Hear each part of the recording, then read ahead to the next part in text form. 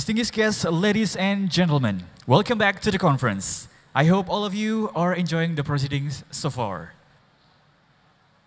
Now, we would like to invite you to the first panel session, Digital Economy in OIC member countries, Challenges and Opportunities. The session will discuss the current condition of economic and finance of OIC member countries and challenges as well as opportunities emerge from technology disruptions. During the panel sessions, participants are able to post comments, polling, and questions via Slido and input with hashtag AIFC2018. Selected online comments or questions will be discussed by the panelists. Participants are also welcome to ask or make comments during the live session.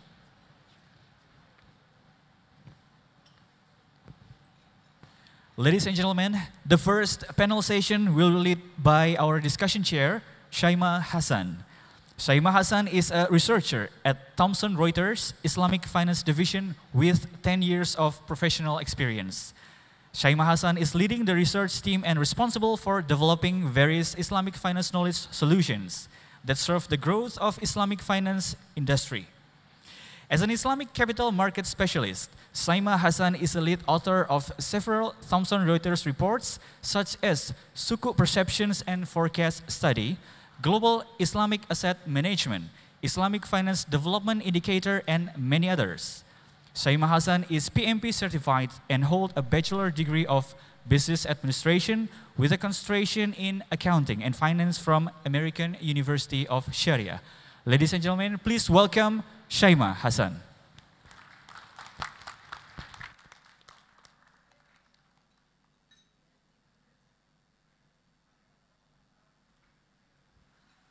Thank you. Good morning, ladies and gentlemen, distinguished speakers. Thank you very much for hosting this event. I would like to introduce the session. The session is going to cover digital Islamic economy within OIC. I would like to start the presentation with a few introduction about an overview about Islamic digital economy. So fintech and digital now is the buzzword, and the disruption it creates is creating quite an interaction in the market and very interesting remarks. So today I will give our perception as Thomson Reuters in the digital Islamic economy. Before I start going into the digital economy, I would like to give an overview about the global Islamic economy in general. So, global Islamic economy consists of different sectors, including Islamic finance and halal lifestyle sectors, including food, halal cosmetic and pharmaceutical, halal travel, modest fashion, and modest media. In general, the overall size of the Islamic economy comes around $2 trillion of Muslim spend on the halal sectors. That is expected to increase to around $3.1 trillion by 2020, excluding Islamic finance, which is expected to grow to $3.7 trillion by 2020. Moving to the global digital Islamic services, first I would like to define the digital Islamic services, which is first, it needs to be digital in nature and in a native. Second, it has to be consumer-facing services. And finally, it has to have some kind of Islamic content within the service provided. As you can see, the global digital consumer services consist of four main categories. One is the information and media content, which is provided in the format of media, which can be text, video, or voice. The second one is the functional tools and services, which is provided in a format that it gives easier convenience to the consumer and more functionality tools. Commerce and exchange is another category, which is mainly dominated by the transaction of sales and buy between consumers.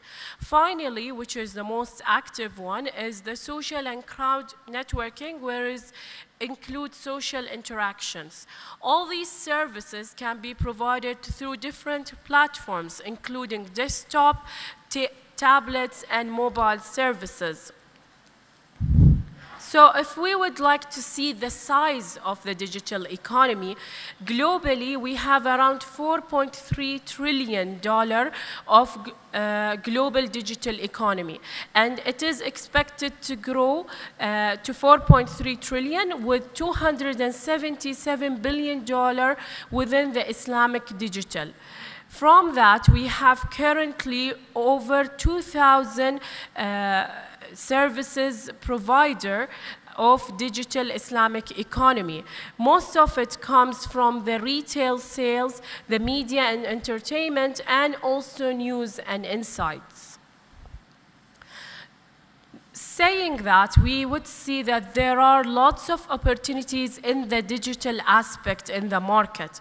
We have, through our study that we have done a couple of years ago, we have noticed that there are different opportunities that the market and the service providers can recap on to gain more profit and to gain more development of the industry. Having more transportation opportunities within halal food, more retail services and e-commerce provided across all sectors, and more flash sales are one of the key opportunities that is provided for the Islamic digital economy. The fintech market, on the other hand, is actually consisting now of 1,400 companies, where it was raised around $26 billion from 54 countries in the past 5 years. What drives the fintech market is regulation and globalization and technological advancement.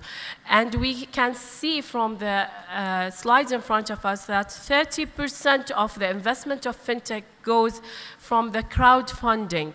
And currently, Southeast Asian countries are leading the fintech initiative.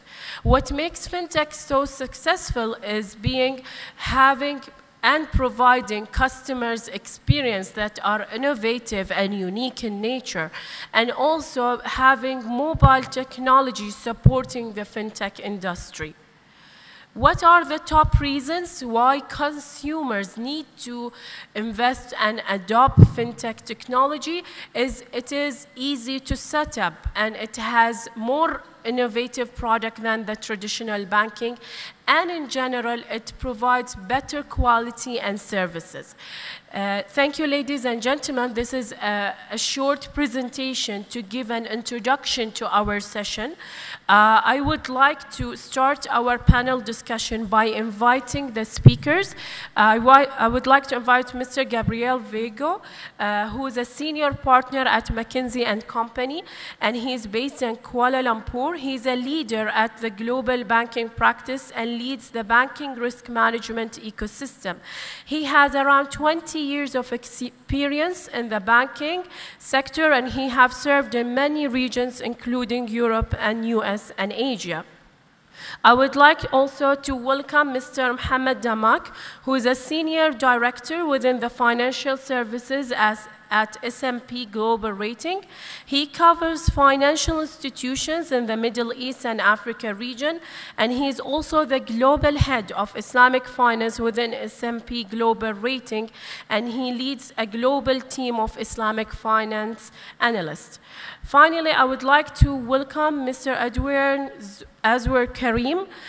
He's a founder of Karim Consulting Indonesia, and he has started his career at Public Banking Policy Formulation Institution and business consultant, and he's a research assistant at Bobbians.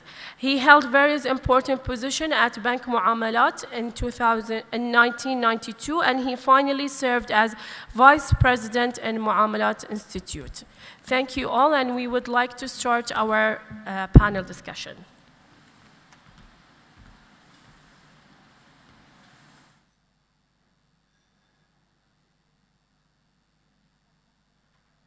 I would like to invite Mr. Gabriel to give his presentation and share his remarks before the start of the panel.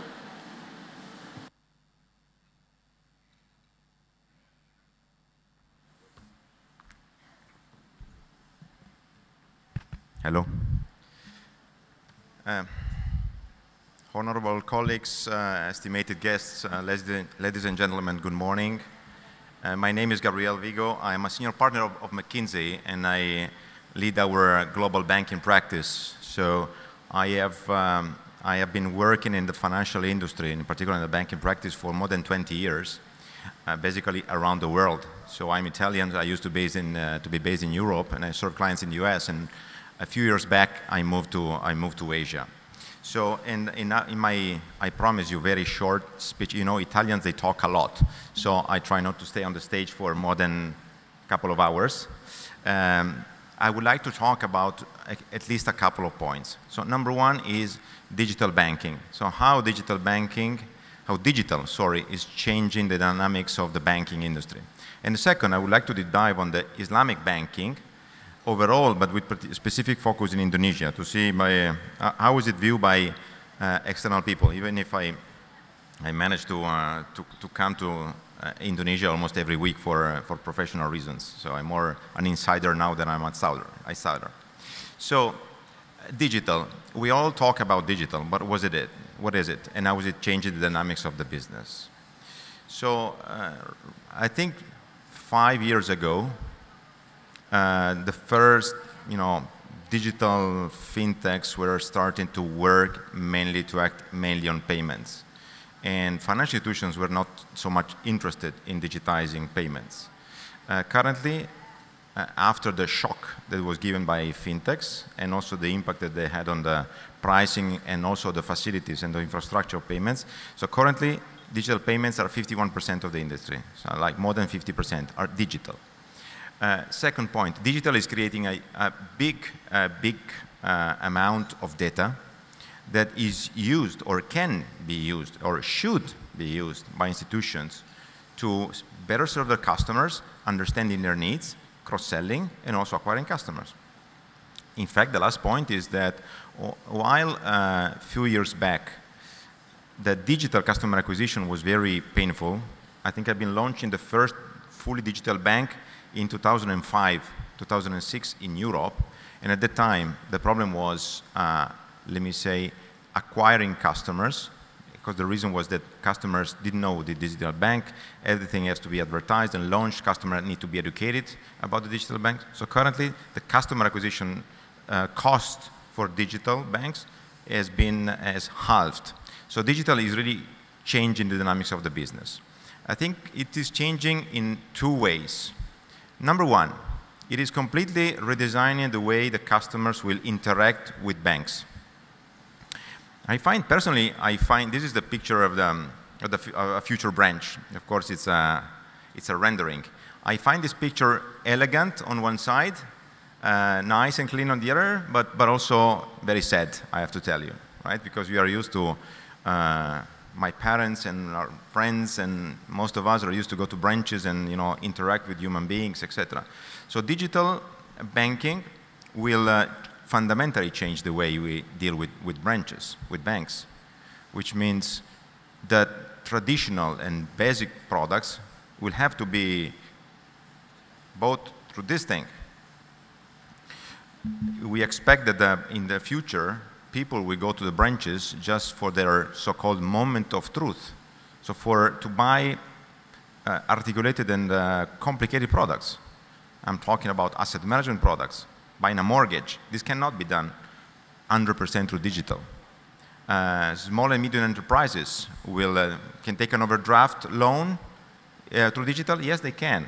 Can an individual take a personal loan through this? Yes. Okay. Can an SME buy leasing, cash management products? Well, that requires still and will require a lot of interaction with the branch. But branch will be smaller and will have clearly a different role in the value chain, which lead us to say, number one, banks will need less people. Traditional bank will need less people. But on the other hand, digital is likely to change the profitability of the industry. It's not important that you see let me say this graphic in details. This is the evolution of the return on equity of the banking business globally. Okay, so on average, our research says that we look at the last 40 or 50 years of return on equity of the banking business. On average, it's been around 9%, 9 to 10% globally, 8, 9, 10. So after a period of, let me say, excess of profitability, let's say 2006, where you see the peak, now it came back to the normal level of 9%, more or less, which is 1 percentage point above the cost of equity, which means that the banking industry creates value to its shareholders, okay? However, the blue shaded area shows what is the impact of digital. So digital, and you look at the red line, if it is unmitigated, it is indeed a disruption. And it is a disruption because indeed will, on one side, will allow banks and will require banks to be leaner. I need less people in branches. Most of my sales are done through digital solutions. Lloyds, a very large bank in the UK, currently has digitized 65% of their sales. Okay, and they managed to cut drastically the operations of the bank and the number of branches.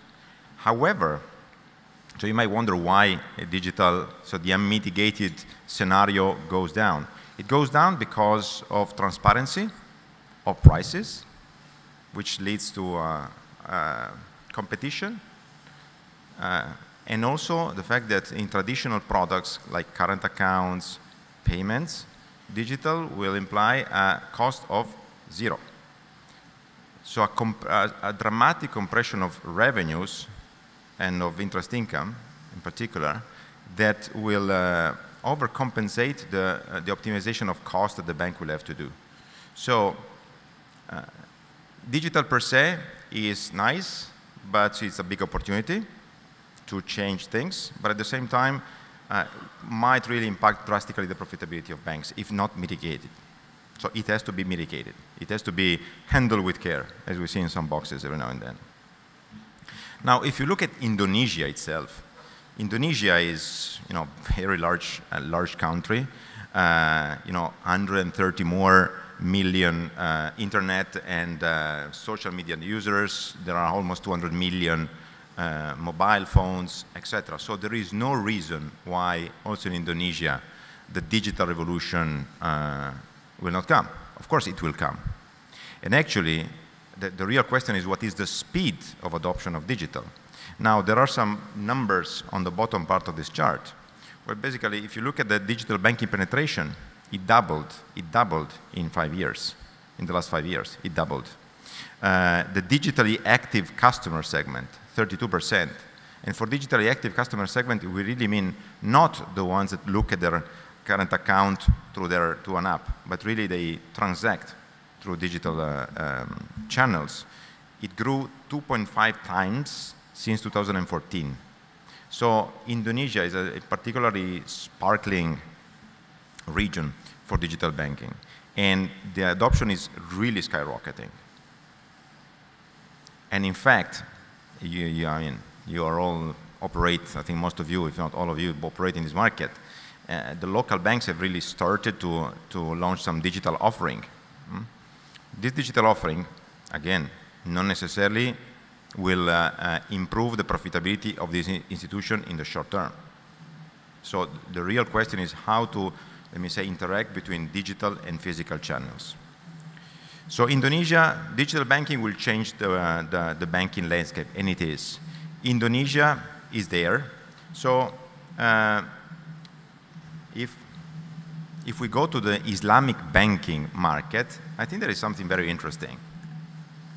This is the banking penetration. So the blue bars are the banking penetration. So the total assets over GDP, total banking asset over GDP, which shows what the deputy minister said before. So that the level of adoption of banking in general in Indonesia is very low, still 45%, 49%. But what is even more interesting for a country that is the largest country in terms of number of the Muslim population, so the size of the Muslim population, is the bubble that is on the right of this chart. 5%, so the penetration of Islamic banking in Indonesia currently is in the range of 6%. You could look at Malaysia, it's 24%. Look at Bahrain, it's almost 20%. So actually, one of the questions that I asked was, since I am half Indonesian, since I come here every week, is what is the dynamic of the market? What is going on with Islamic banking in Indonesia? Even before going to the fintech world, to the digital world, what is going on with Islamic banking? And the fact is that if we look at the market research, and apologies again for the high number of, we have too many numbers in the chart, and apologies, but I just want to show you what are the red and the blue areas. So we did this survey to understand what are the factors that customers in Indonesia consider when buying products to a bank or when opening an account, opening a relationship with a bank. Now, as you can see, the two most important factors are the red ones. Like 84% of people said so, which means I want to have convenience. It is something that has to be close to me, easy to deal with, and I need to trust the institution. Very important, third, very important, are customer experience, of course, as well as pricing. So let me put it very directly, and apologies for my tone. When it is about money, people are rational. There is less sensitivity on the Sharia compliance. There is less sensitivity of the easiness of use of digital services. Money is money. And it's interesting because I am in these WhatsApp chats, and like yesterday, I was flying here, and I got this nice campaign from a bank. Again, I live in KL, so it's a Malaysian bank. And basically, they were comparing some term deposit rates, and there's the conventional and the Islamic. It's conventional, 2 months, 3.50%, Islamic, 3.55%. 8 months, conventional of 4.25, Islamic, 4.30. So guess if I had some money to invest, where I would put my money? I would put in Islamic banking, just because they give me more return. And we need to say return, because Islamic banking gives return, even if, according to the Sharia, we know that we cannot use openly this word. Okay? So people are rational. In Malaysia, some banks are growing because they put Islamic banking first. So if we don't do this, if we think that the Muslim population itself will buy Islamic banking products, I fear we might make a small mistake. Because I've been analyzing also the customer base, even of large banks in the region, of Islamic banking customers. More often there are Chinese population, they are not really Islamic. They just care about the returns. And this is what the people say. I love Islamic banking, I'm close to Islamic banking, however, if there is a better price, if it's convenient elsewhere, I will open an account elsewhere. And this is what is going on. And this is the biggest, to me, opportunity that Indonesia has. So how to structure a compelling value proposition for Islamic banking. And I think that the issue hasn't been cracked yet. So combining Islamic banks and digital banks, we know that there are players in the rest of the world who have launched fully digitized banks, fully digital Islamic banks. And they're working very well. They're working well. But target customers are clearly that part of the population. It is important to say what are the products that we give them. Sukuk products, takaful insurance, etc. Clients, in the end, matter the structure of the product, what the product can give them, and the price. And, of course, a nice distribution model, which digital will change drastically. So, to conclude, I think this conference is very interesting because we really need to think about three things, right? How digital will change the way Indonesia banking market operates. Second, how to trigger demand of Islamic banking finance. And the third question, if you wish, is fintechs are everywhere. How can we deal with fintechs and make sure that also in Islamic banking, but in banking in general, fintechs really help the development of this country, of this banking system? Thank you very much. Thank you. I think Mr. Gabriel raised very important questions that, inshallah, we will have a chance to answer some of them during our panel discussion. I would like to invite Mr. Karim to give his presentation. Oh, okay. Okay, so I would like to invite Dr. Mohammad Hamid to give his presentation on the impact of digital economy on OIC member countries. Thank you very much. Very good morning, and thank you for the organizers for this excellent conference. I would concur with Gabriele that the days that people were willing to pay more for an Islamic financial service are definitely gone. Economic added value is the main factor of choice when it comes to today's customer. Now, in my presentation, I'm going to try to take a step back and look at how our countries, the Organization of Islamic Finance Conference countries, are ready to adopt or embrace the digital economy. I'll then talk a little bit about the Islamic finance outlook as we see it for 2018 and 2019. And finally, I'll talk about the Fintech as a potential accelerator for the development of the Islamic finance industry. But just before talking about the readiness of the OIC countries to the digital economy, I just wanted to put things into perspective. OIC countries today, the size of their GDP is expected to reach around $7 trillion by 2020. $7 trillion is almost a third of the US economy. It's almost 1.5 times the German economy and almost 2 times the economies of France or the UK. So it's not negligible. However, if you look at the way the size of the economy has evolved over the years, in 2015, you see a significant reduction, and that's because of the drop in commodity prices, which means that our economies continue to depend massively on commodities. The positive news here is that the growth appears more positive for the next 3 years. If you look at the average economic indicators of the OIC countries, they're doing relatively well. From a government indebtedness perspective, yes, the debt is growing, but we're still at manageable level, around 55% of the GDP.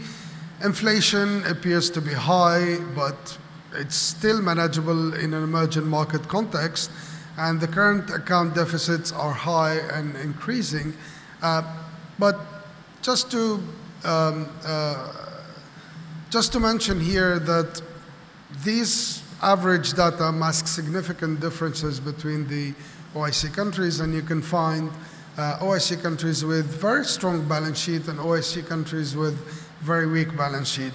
And you can find the same picture when it comes to the readiness of the OIC countries for the digital economy. Here I've used 2 indicators, the ease of doing business and getting electricity. And you can see the contrast between the different, the top 10 countries with the highest ranking and the top 10 countries with the lowest ranking. In the UAE, for example, which ranks the first among the OIC countries in terms of ease of doing business and in terms of getting electricity, you can literally get your electricity within 2 hours. You just go and sign your leasing contract, then you go and register it with the land department, and then immediately the electricity is activated into your new apartment. Similar picture when it comes to internet penetration, the degree of spending in terms of research and development as a percentage of GDP. And what the numbers tells us here is that very few OIC economies are actually ready for the digital economy, and there's a lot of opportunities for them to make their environment more ready for the digital economy, including reform implementation for the ease of doing business, infrastructure spending, physical infrastructure, access to the internet, social infrastructure through education, which I think are the key enablers to unlock the opportunities offered by the digital economy.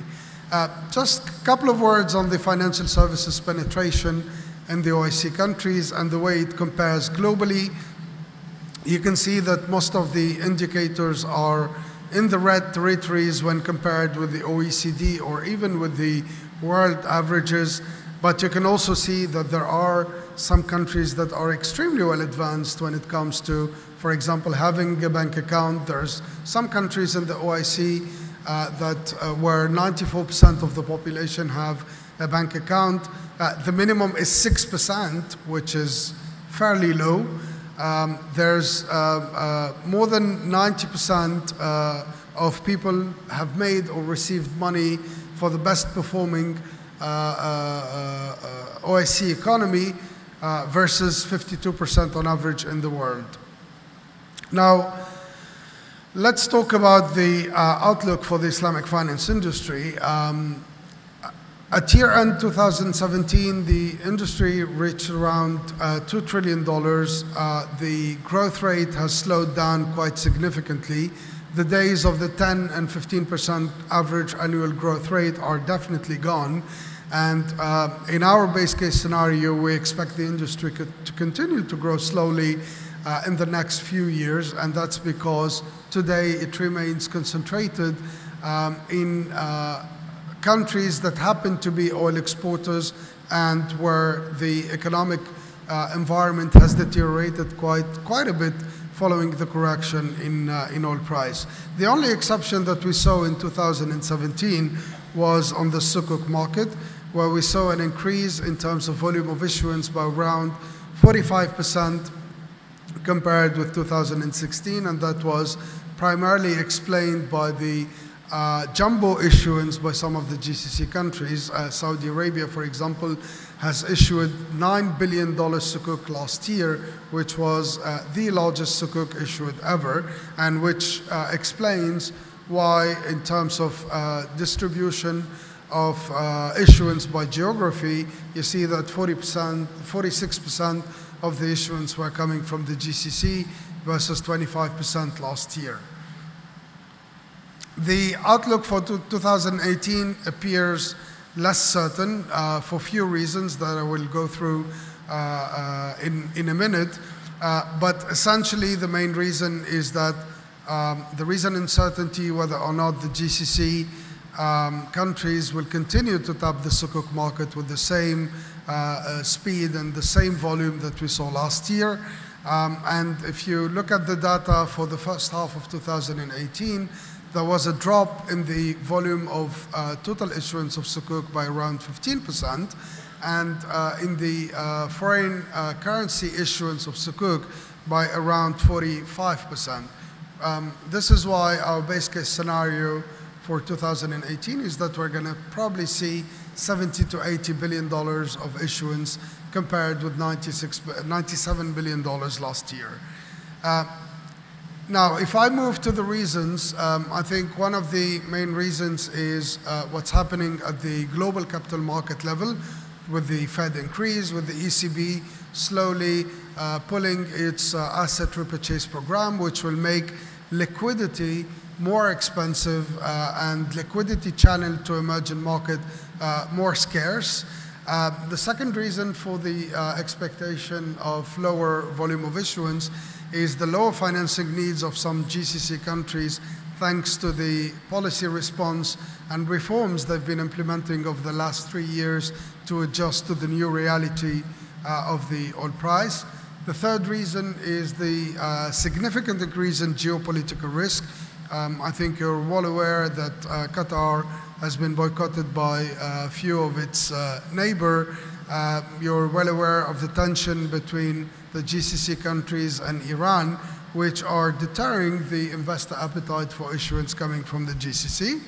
And the fourth reason, which is an important reason, is the fact that the standardization agenda has been progressing very slowly, although we saw significant amount of energy and time spent by the standardization setting body in order to advance this strategy further in the future. And in our opinion, there's two main accelerators or potential accelerators for the Islamic finance industry going forward. One of them is the standardization. And when I talk about standardization, I mean standardization of both the Sharia compliance aspect and the legal documentation aspect. And the second potential accelerator for the Islamic finance industry is definitely the fintech. Now, looking at the landscape of the fintech today, there's around 100 fintech working in the Islamic finance space. Around 46% of them are based in Asia, and the vast majority of them operate in financial services provisions such as payment services, crowdfunding, and another third operate in the technical infrastructure provision. Now, how can fintech disrupt or accelerate the growth of the Islamic finance? First, it could provide to easing and enhancing the speed of transaction execution, particularly for payment services and money transfer. I live in a region in the world where expats send around $100 billion every year back home. And when you go through the traditional channels and you transfer the money through your bank account, it takes between 4 days to sometime even 2 weeks if you're transferring to an emerging market country with less developed banking infrastructure. So we think that if a fintech comes and offers the same service at a lower cost with higher speed of execution, I think people will definitely sign up for that. The other potential positive impact of fintech on the Islamic finance industry is the traceability of the transaction. And here, the use of blockchain can help to reduce the risk related to security or identity theft.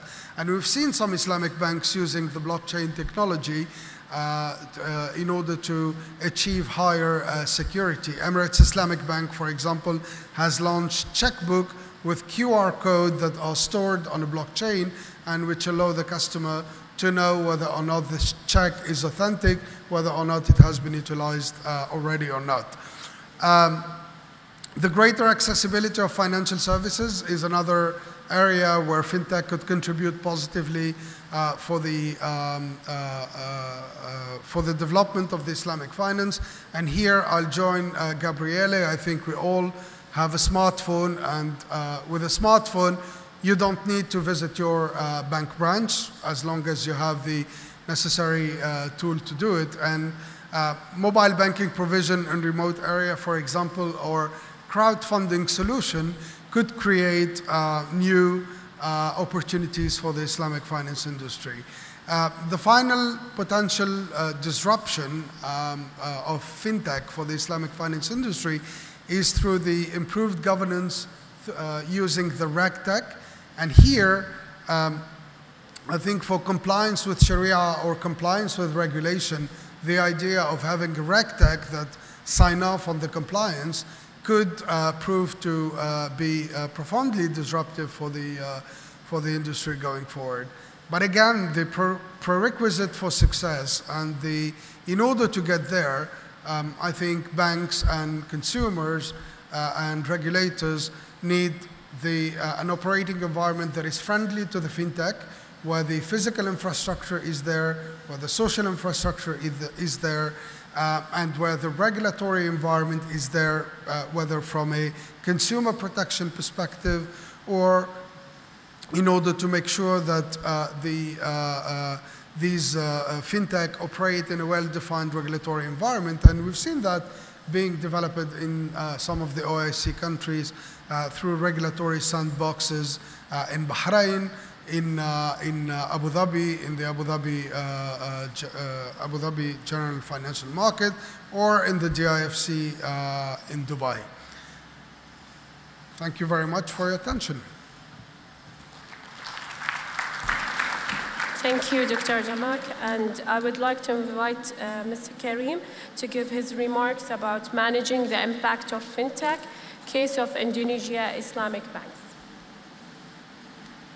Baik, bismillahirrahmanirrahim. Assalamualaikum warahmatullahi wabarakatuh. Alhamdulillahirabbil alamin. Allahumma shalli ala Muhammad wa ala ali Muhammad. I'm going to speak in English, bahasa Indonesia, and Arabic, mix up all together. So if you don't understand, then use your instant translator. Okay. So there will be 3 parts in my speech. The first part is about the development of regulation of Islamic fintech in Indonesia. The second part is about the development of industry of Islamic fintech in Indonesia. And the third part is about the development of cooperation between Islamic fintech and Islamic banks in Indonesia. Okay? Part number 1. The development of Islamic regulation, of Islamic fintech regulation in Indonesia is very promising. Bank Indonesia udah ngeluarin peraturan baru tentang fintech. OJK juga udah ngeluarin peraturan baru tentang fintech. Dan Dewan Syariah Nasional juga udah ngeluarin 2 fatwa tentang Islamic fintech. Fatwa-fatwa dari Dewan Syariah Nasional ini bisa dibagi menjadi 2. Yang pertama adalah fatwa Islamic fintech dalam hal e-money, Islamic e-money. Dan yang kedua adalah fatwa The National Sharia Board dalam hal fintech lending, fintech financing. Ada 4 bisnis model dalam fintech financing tersebut, yaitu mulai dari crowdfunding, mulai dari marketplace, dan kemudian peer-to-peer financing. Jadi di part pertama ini, insya Allah kita telah memberikan foundation yang cukup kuat untuk Islamic fintech berkembang di Indonesia. Yang dalam hal ini, the National Sharia Board of Indonesia, we use the principle of ma la yutraku kulluhu la yutraku kulluh. We know the industry is still young, still growing very fast, so we just do whatever we can do now to give the foundation for the industry to grow. Part 1 selesai. Now part 2. Di dalam part 2 ini kita menjelaskan bahwa nowadays there are 10 Islamic fintech in Indonesia proposing their business model to the National Sharia Board. Out of these 10, 1 already got their registered in OJK. Another 4 Islamic fintech now having the recommendation from the National Sharia Board. And the rest still doing their homeworks. Okay? Yang menarik adalah di antara 10 fintech yang saat ini setelah masuk datanya ke Dewan Syariah Nasional, ini terbagi menjadi 3 bagian. Sebagian fintech itu melakukan bisnis peer-to-peer financing, sebagian melakukan crowdfunding, sebagian lagi melakukan marketplace. Dan yang keempat terpisah karena regulasinya berbeda, yaitu e-money. Ini juga merupakan hal yang sangat baik karena perkembangannya begitu cepat, dan dalam hal ini the National Sharia Board kita menggunakan prinsip untuk yang pengembangan industri fintech ini yang kita sebut yassiru wala tu'assiru. Jadi kita permudah semuanya untuk fintech ini berkembang dengan memberikan banyak kemudahan bagi fintech untuk berkembang, sehingga kita harapkan lebih banyak lagi Islamic fintech yang bermunculan di Indonesia. Part 2 selesai. Part 3. Part 3 kita bicara mengenai cooperation between Islamic fintech and Islamic banking Oh ya, small notes untuk part 2. You cannot compare market share of Islamic finance in Indonesia. You cannot compare to small population countries like Gulf countries, like Saudi, like Malaysia. You cannot compare because the total population of Malaysia is only 30 million. And this 30 million is equal to the population of 2 cities only in Indonesia, Jakarta plus Surabaya. You cannot compare. If you want to compare Indonesia, you should compare with the biggest Muslim population in the world, which is the top 3, Indonesia, India, and China. If you compare with India and China, for sure lah, Indonesia the biggest market share of Islamic finance in the world. Okay. Apple to apple lah. Right. Part 3. The problem with Islamic fintech, or the problem with fintech is when they do their lending, the SOP, the standard, the credit standard is not the same with the banking system. Okay. It seems to be that fintech is more lenient on this part. That's the risk, right? But on the plus side, the positive side, is this cost is very efficient using the fintech. So what happened in Indonesia, we blend it together. Nowadays, there are 4 Islamic banks in Indonesia developing their business model together with Islamic fintech. How does it work? First, the Islamic fintech adopts the credit standard, the financing standard using by the bank. So when they lend their money, when they give financing to customers, they use the banking standard. Okay. By doing this, you reduce the risk. Okay, because you follow the banking standard for giving financing. Okay. On the other side, the Islamic bank being the standby investor, 10% of the total financing. Okay? So on the lending side, the Islamic fintech using the banking standard. By doing that, then the Islamic bank now become the standby investor. Whatever you want to finance, we are ready to finance 10% of the total financing. So by doing this kind of cooperation, then the Islamic bank and Islamic fintech can go hand by hand developing the market for Islamic fintech in Indonesia. Out of these 4 Islamic banks who are now developing their business model together with Islamic fintech, now out of one of these 4 Islamic banks, they are now preparing to have their own Islamic fintech company, right? Because establishing Islamic fintech in Indonesia by given regulation, which is we have now, is very easy. So out of these 4, one bank now thinking, why should we work together with Islamic fintech if we can establish our own Islamic fintech company? This is what happened now in Indonesia, and we expect that more and more Islamic banks will work together with Islamic fintech. The negative side, the excess of this development adalah saat ini kita mulai melihat banyaknya komplain yang diajukan oleh masyarakat terhadap praktek fintech di Indonesia. Okay? The negative excess of this development is complaints from customers mulai meningkat di Indonesia.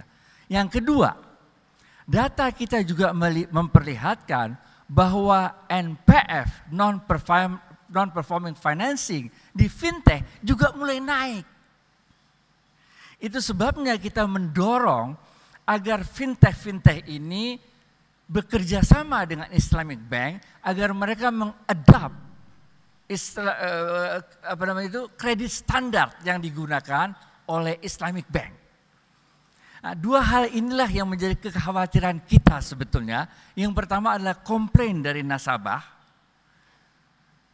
Apa komplainnya? Kebanyakan komplainnya itu adalah tidak standarnya penanganan apabila terjadi kredit macet. Ini mulai banyak komplain masuk ke YLKI. Yang kedua adalah kita melihat bahwa ini NPL-nya, NPF-nya, non-performing financing-nya mulai meningkat di perusahaan-perusahaan fintech.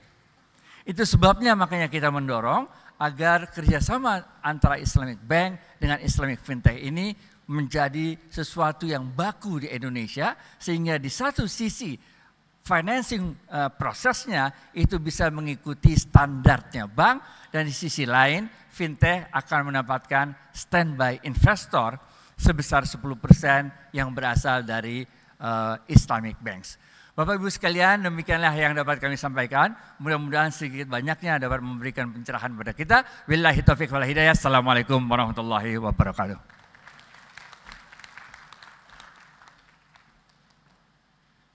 Thank you, Mr. Karim, for an interesting presentation.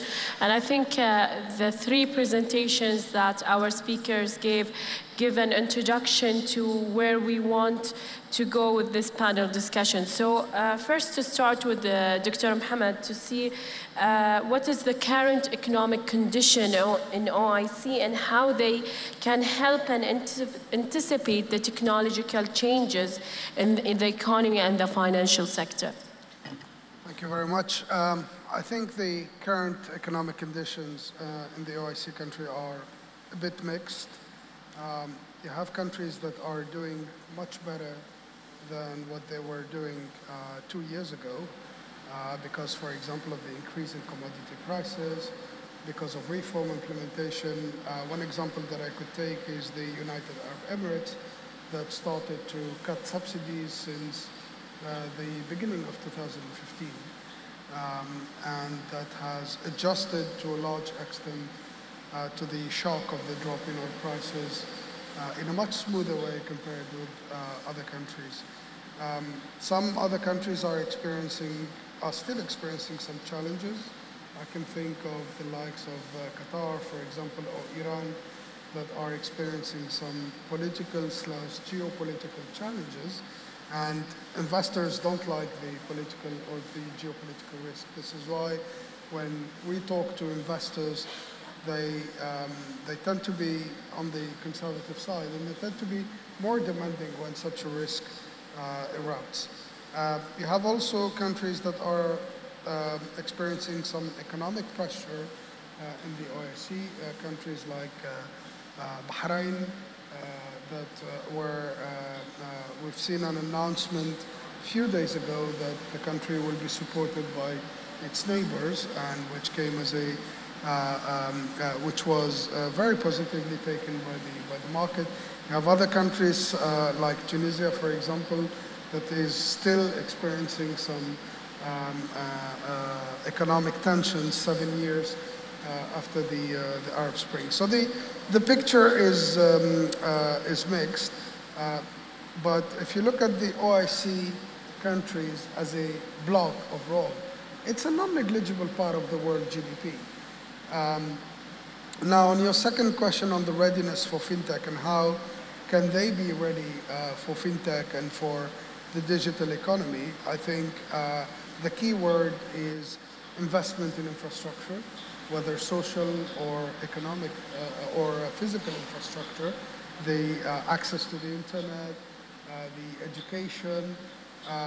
All of these are key enablers to be able to size the opportunities offered by the digital economy, and improving the business environment, encouraging people to invest through adequate procedures and adequate business environment so that people can try to start to exploit the opportunities offered by the digital economy.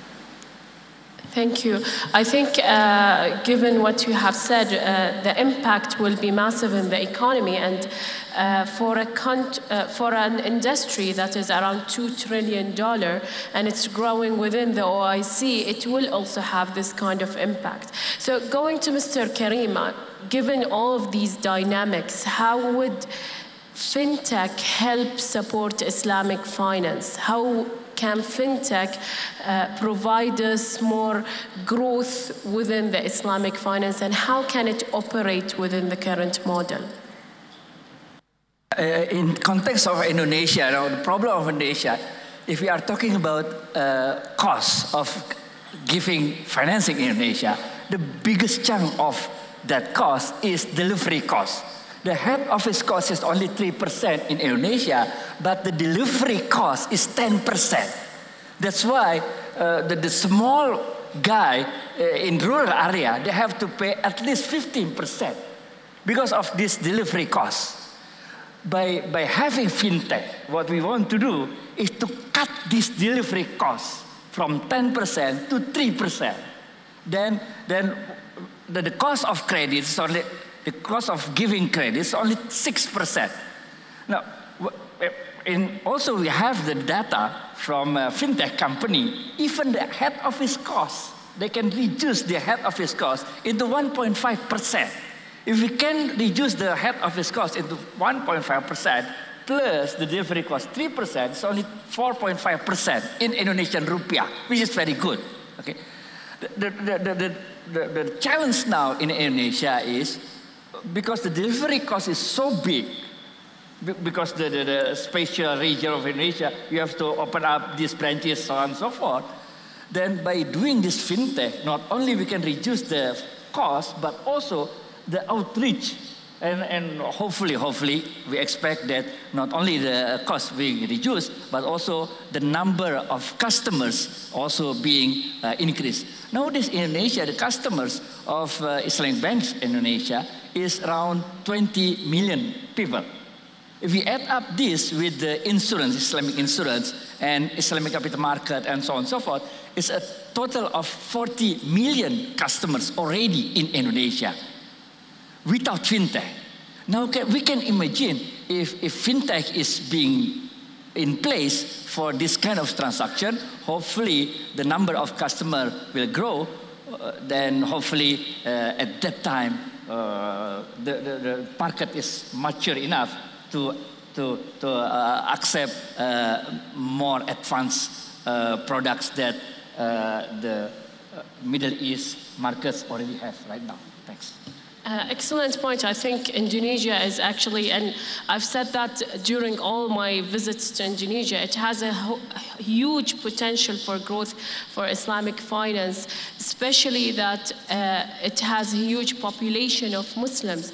So I think it has an opportunity, especially that everyone is into the millennium era where technology and social media is the dominated channels to reach for the consumers.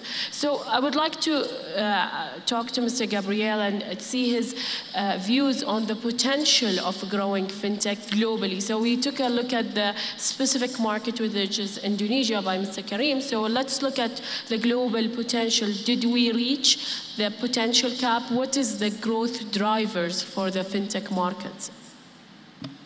Yeah, thank you for the question. It's indeed a great question. So if I think that the potential is huge of fintechs, is really huge for a number of reasons. Number one, they are smaller and they are focused on the innovation, whereas traditional and large financial institutions are more on the defensive side. Fintechs are on the attacking side. But it's important to say that it is not easy for fintech to succeed. They struggle a lot. Okay? In launching a fintech, as well as in launching a new business, there are 4 or 5 key things to consider. So number one, which is going to be my target of customers. Second point, what will be my distinctive products and services? Third point, what's going to be my distribution model? How can I distribute? Fourth point is having a strong risk infrastructure because they are they're not techs, they are fintechs. So the risk infrastructure is key. The fifth point is about having a strong organization. Now, fintechs have been particularly strong so far in coming out with a distinctive set of products for some customers. So the fintech world has been particularly active and, if you wish, aggressive on retail payments and on SME payments. This is where they started from. But the idea, the underlying idea, was not to dominate the payments, but to better understand the customer. Because if I know the payments that a customer does, I know what is his or her spending power. I know I can have a good proxy of the cash flow. If I have a good proxy of the cash flow, I can have a very good scoring model. So the second step after payments is giving loans. And so the potential can be even broader. What is the issue? The issue is that they don't have visibility. They don't have trust of customers. I need to put my money somewhere. I'm not sure if I would put in a nice fintech or in a website. I'm a consumer, no? So I would rather put them in a bank. As we saw before in the research, the trusting the institution with whom I deal as a customer is key. Not necessarily fintechs are trusted. So they are while they are very good in targeting customers and developing compelling and easy to use and products and services, they struggle a lot in the organization.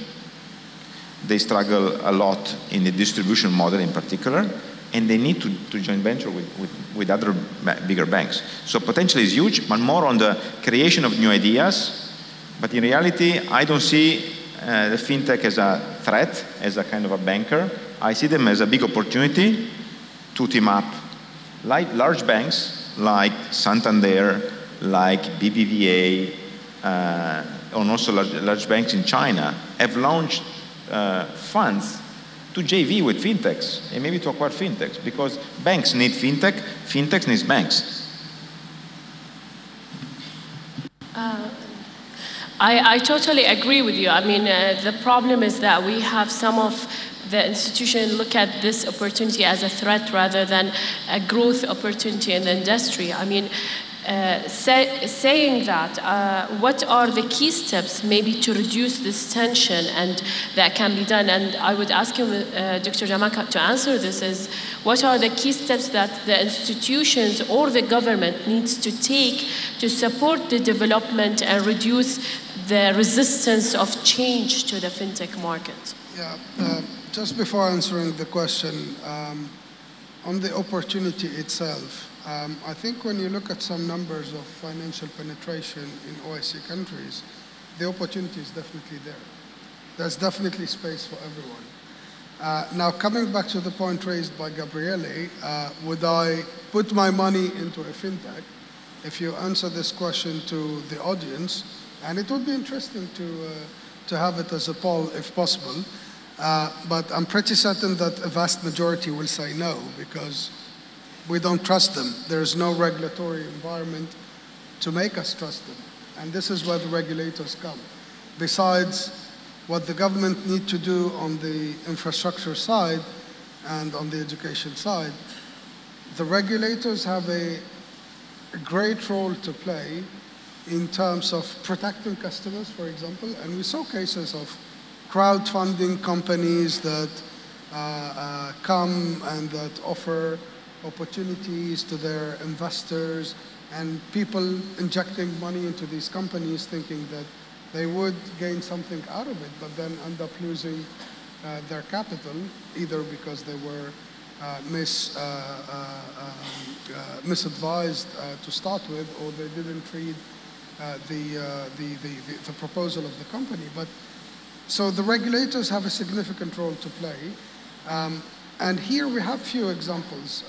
I talked earlier about the DIFC and the GFSA, which is the regulator of the GIFC.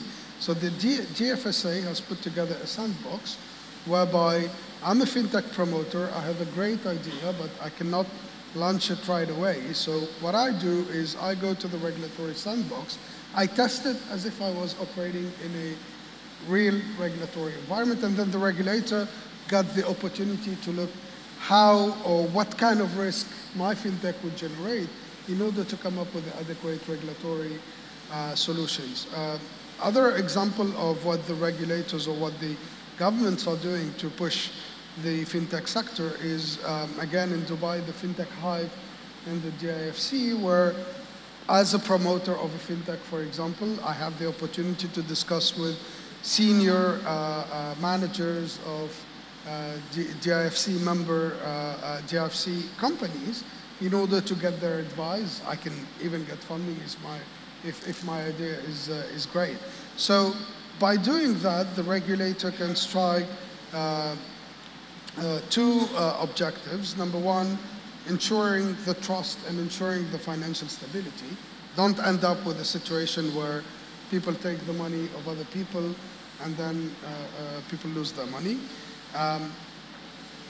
Number one. And number two, capitalize or create the enabling environment for these fintech to operate and to be created and to progress. Thank you. I think that's quite interesting, given that regulations can drive the change and can drive consumer confidence in the industry. So, Mr. Gabriel, what do you think are the areas that we should focus on in these sandboxes and in these regulation sets? Are we actually covering the right aspect for the consumer confidence and for the startup or the fintech leaders' convenience? Are we on the right track, and what needs to be done to support the development of the fintech industry? You know, if we talk about the regulation sandbox, I hope I won't say something against what Pak Karim said before, because I have to admit my Bahasa is up to terima kasih Pak, satu dua, but then I didn't fully appreciate all of your speech, so I hope I will not contradict you. But I come, you know, I am Italian, and as part of as a European country, we have been subject to a lot of regulation. Now the real point is that banks are typically over-regulated, fintechs are typically under-regulated. Right? So there is the right check and balance of the regulation. And I think there are at least three aspects of regulation that, in my personal view, are a must-have in regulation. So number one area is customer protection. Fintechs can go to the market with limited permission, so I want to make sure that all the customer protection activity, so dealing with customer data, storing customer data, sharing customer data, etc., is fully under control. Number one, protection of customers. I'm not talking about KYC or AML. I'm talking about customer protection a la MiFID, okay? The second point is what is the hot topic of regulation in the rest of the world? Because in the end, it's financial stability. Regulators don't want banks and companies to fail. And banks and companies in general fail for at least two reasons. So number one is lack of liquidity. If they run short of money or liquidity, they fail, they go bankrupt. Second point is capital. So the regulation, the second area of regulation should be, of the standards, is ensuring the financial sustainability of the fintech, because it operates with customers. So I don't want this fintech to go bankrupt. The third point, and I'm telling you not in the order of priority, but I think they're all top priority points, is the risk infrastructure. If you look at what the American regulator has done with the CCAR exercise, stress testing of balance sheet and P&L, looking at the models that banks have. If you look at the regulation, the supervisory regulation of Europe that enforced a strong stress testing on balance sheet, etc., again, quality of models, I think we cannot, given that fintechs play with financing and deal with financing, we cannot underestimate the relevance of an assessment of the strength of their risk infrastructure. There are fintechs who give loans really with true information, right? But we can share names, like go to cabbage.com. They give loans to SME customers in the United States, I think with true information. So it is important that the risk infrastructure related to that is well evaluated by the regulator. So understanding which data are used, validating the risk models, etc. So these would be the three areas: customer protection, financial sustainability and stability, and risk infrastructure. Okay. Yes, Mr. Karim. Yeah, I would like to comment on market confidence and market trust. Most of the Islamic fintech in Indonesia are startup companies. And these startup companies, they have very smart strategy in terms of they have their operating loss. Nowadays, they are not booking any profit yet. It's a loss already, every year loss, right? So this operating loss will be compensated by the profit from the equity valuation. Because of this, then the market confidence is not strong enough because the fintech company is still booking loss. That's why cooperation between Islamic fintech and Islamic banks will, to some extent, reduce this kind of, will increase the market confidence and market trust. Only three companies in Indonesia, fintech in Indonesia, not Islamic yet. But the three fintech in Indonesia, they already have the Series A and Series B of their equity issuance. One of these big fintech in Indonesia, which is originally conventional one, now they are thinking of open up their Sharia business. So hopefully, yes, I agree with you that capital is important, and not only capital is important, but also the profit shown in the book of the fintech company is also important, because people think, how can I trust you if you are doing business and not booking any profits? Thank you, Mr. Karim. Just to elaborate on that and talking about Indonesia experience specifically, so what do you think drives the growth of the fintech in Indonesia, and what is your outlook, the future of fintech in Indonesia, and who are the key market players in the market here? I think if I know them very well, the 10 fintech companies in Indonesia, I think dorongan yang paling besar, the biggest drive for them to open up fintech companies in Indonesia is because the regulation is not there yet. So they are taking advantage of the curve because the regulation is not there yet, and it's easy to establish Islamic fintech. They just come in. Once they come in, then they know that they are not ready yet to have a full scale of operation. That's why then they go to Islamic bank and say, let's do this business together because we don't have actually the skill of giving financing. That's why also the non-performing financing already increased, because they know how to convince people to put their money with them because of the expected return is high. But then once they get their money, actually they don't have the competency and the capacity to give this financing and have the repayment rate 99%, 98% as happened in Islamic banks.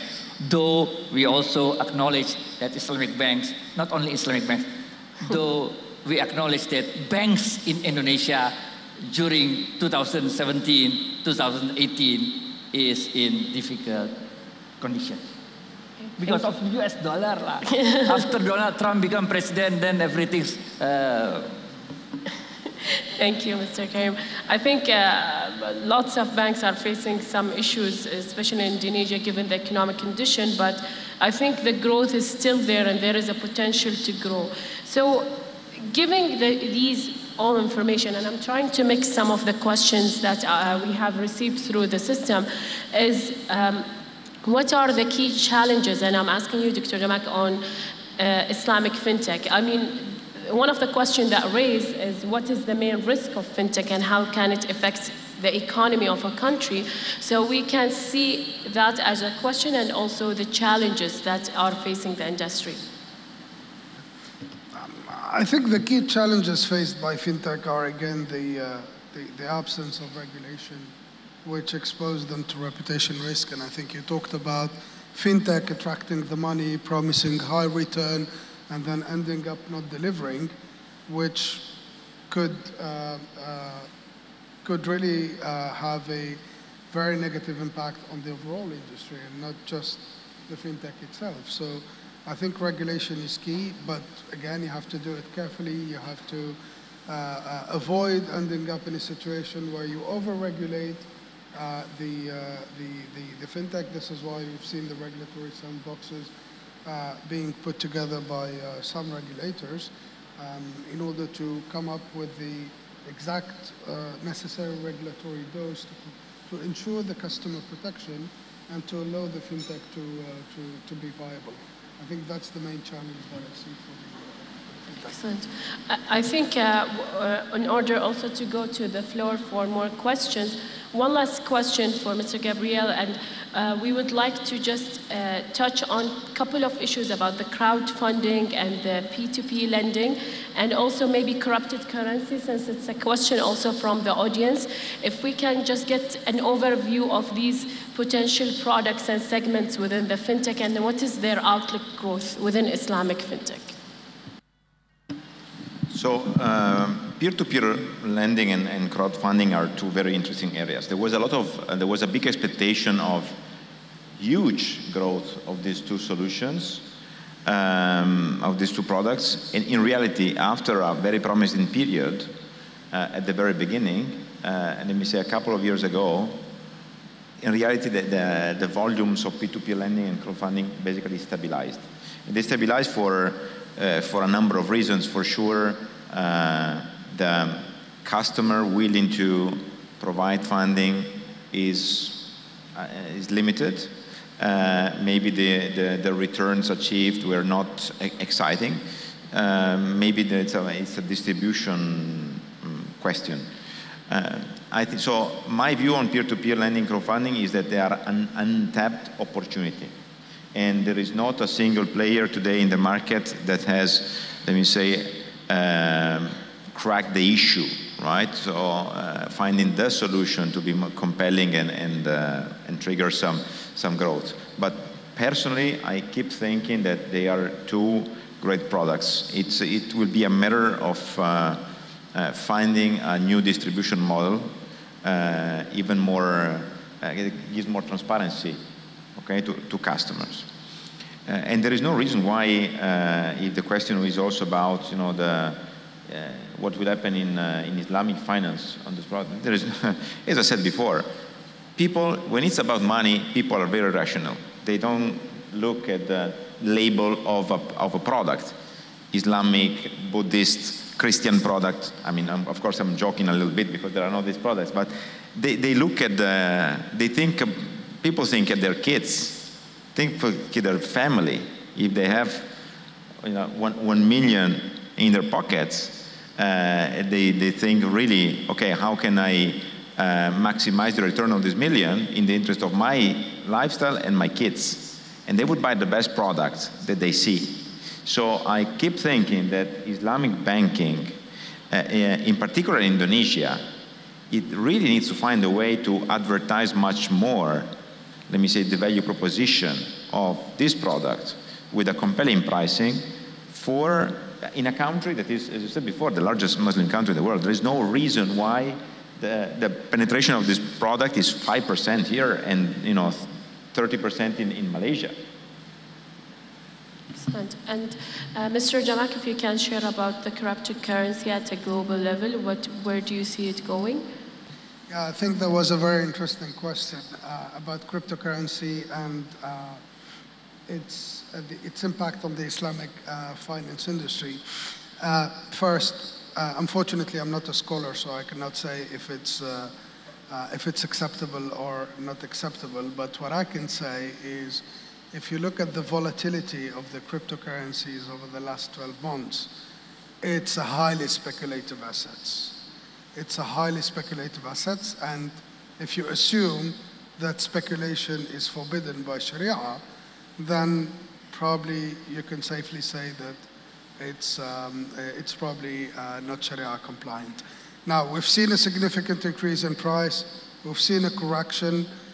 Fortunately, banks are not yet, may I say, but according to the banks with which we discussed on a global level, none of them is willing to take position on the cryptocurrencies at this stage. So at this stage, the correction has hit the retail investors primarily, and there was no impact on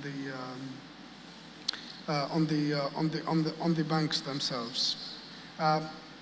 Something interesting about cryptocurrency, I think, where the disruption could come from, and it already started to come, is from the blockchain or the underlying technology.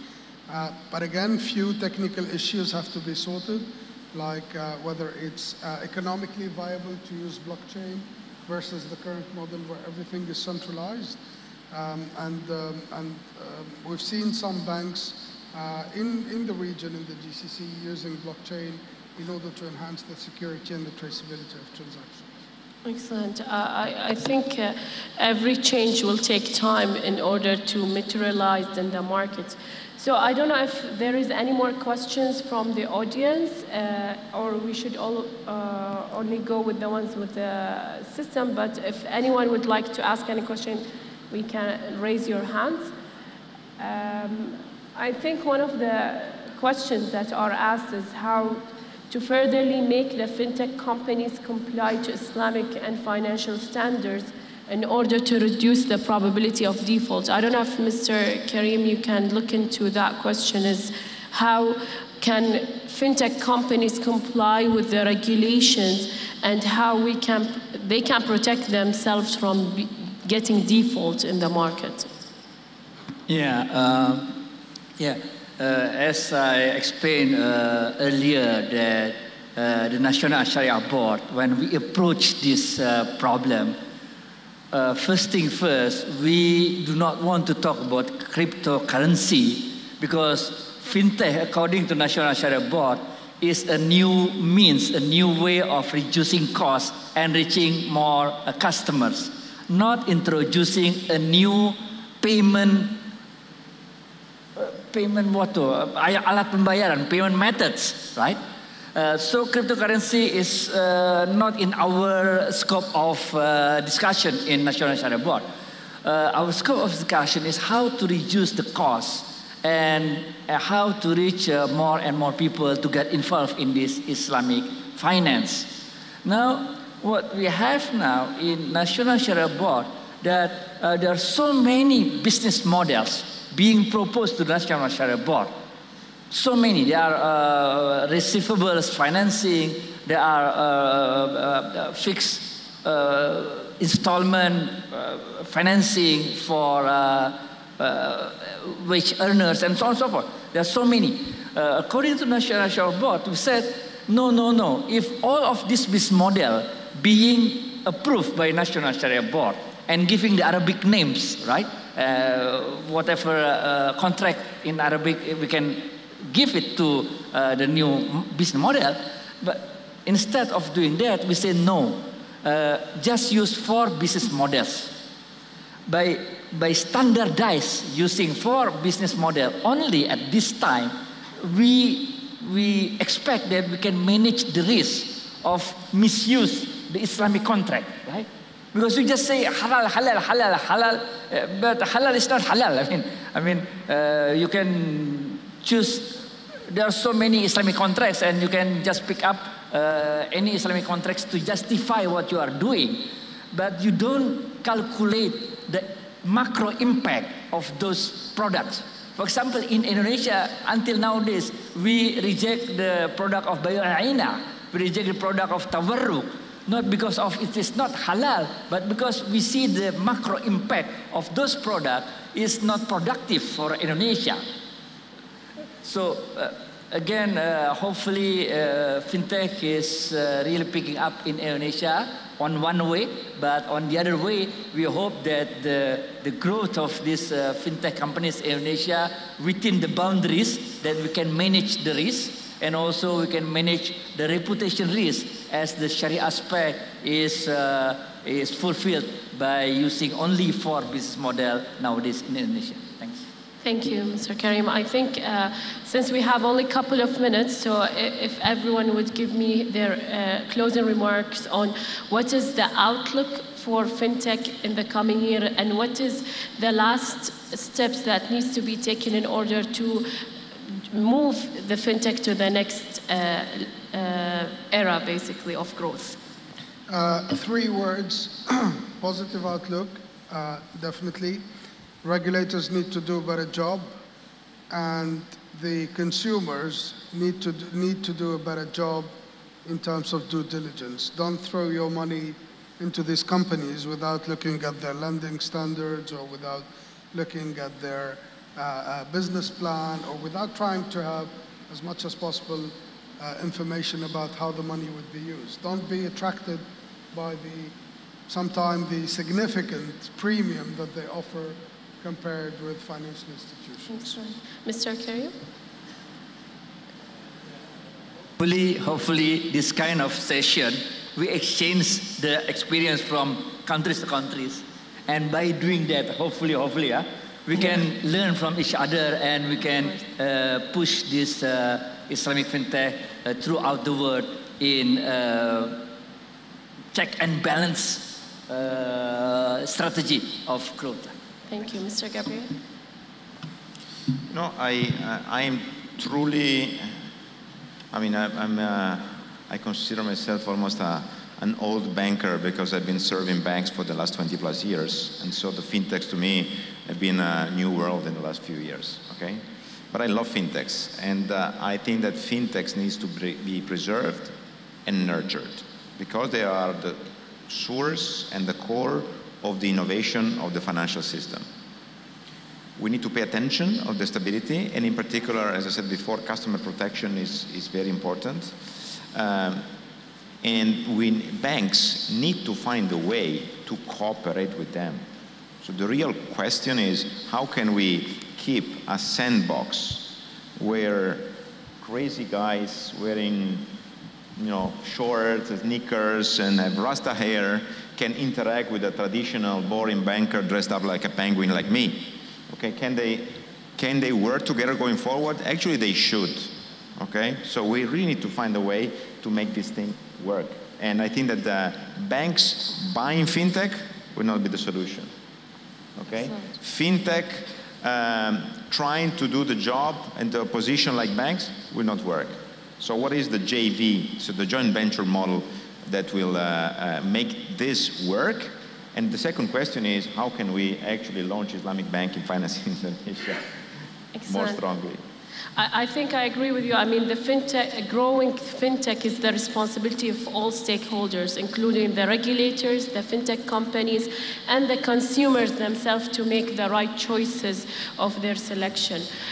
With that, ladies and gentlemen, I would like to conclude our session. Thank you very much for our speakers for sharing with us their views and outlook on the industry. And you can reach out to them after this session. Thank you very much. Once again, thank you, Shaimah Hassan, for leading a fruitful discussion panel. We would like to have a photo session and a token of appreciation, so please remain at the stage.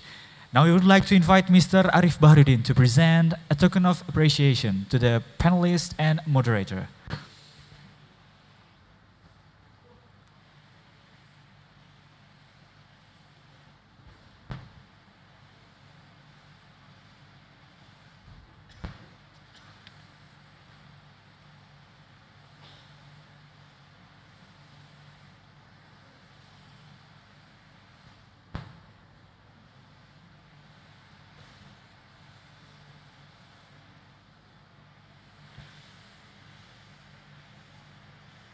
Ladies and gentlemen, round of applause to our panelists and moderator for the panel session 1.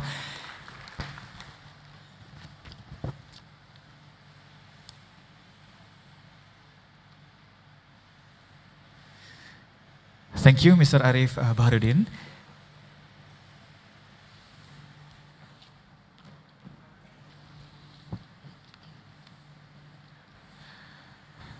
Ladies and gentlemen, we kindly inform you that now is time to have a duhur prayer and lunch break.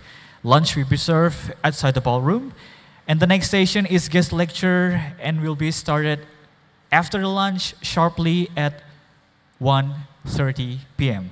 After lunch, we will have a guest lecture from Honorable Professor Dato Asmi Omar, the President and CEO of INSIF. And I would like to inform you that the prayer room is located next to the lunch area. Sekali lagi kami informasikan kepada Bapak Ibu sekalian, saat ini adalah waktunya kita break makan siang. Kami persilahkan Bapak Ibu untuk menuju ruang makan siang, sekaligus untuk menunaikan ibadah sholat duhur. Dan kita akan kembali bergabung bersama panelis kita, moderator kita untuk sesi yang kedua, tepat pada pukul 1:30 waktu Indonesia bagian tengah. Enjoy the lunch, selamat menikmati makan siang. Wassalamualaikum warahmatullahi wabarakatuh.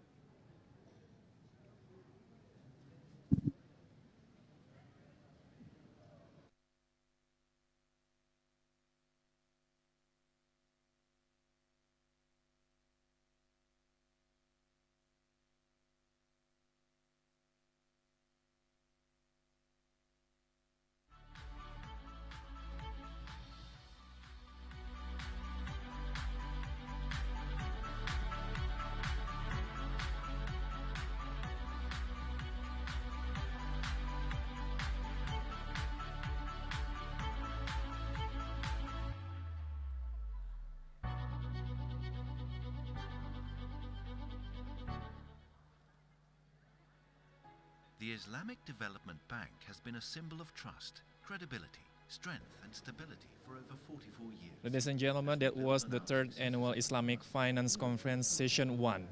This first session was opened by a welcoming remark from Professor Suhasil Nazara from Fiscal Policy Ministry of Finance of Republic Indonesia. In his remarks, Professor Suhasil sent his appreciation for the improvement of this conference. He said that this conference had a massive improvement since previous conference last year. Appreciation also for local partner Hasanuddin University and the government province of South Sulawesi. On the other hand, Professor Dwi Aristina Pulubuhu from Hasanuddin University expressed her honor to Minister of Finance of Republic Indonesia that have given the trust for Hasanuddin University to be a local host. In the last welcoming remarks, Toto Tanarangina, Acting Secretary Province of South Sulawesi, read a remark from the Governor of South Sulawesi Province and gave a short presentation of Islamic finance in South Sulawesi. In first keynote speech, Dr. Humayun Dar, Director General of ART-IDB, expressed IDB's appreciation for government of Indonesia for Islamic financial technology of industry regulation that support the industry itself. Dr. Humayun Dar added that ISDB also support Islamic financial technology of industry regulation in Indonesia and actively help development of fintech in Indonesia with their various products.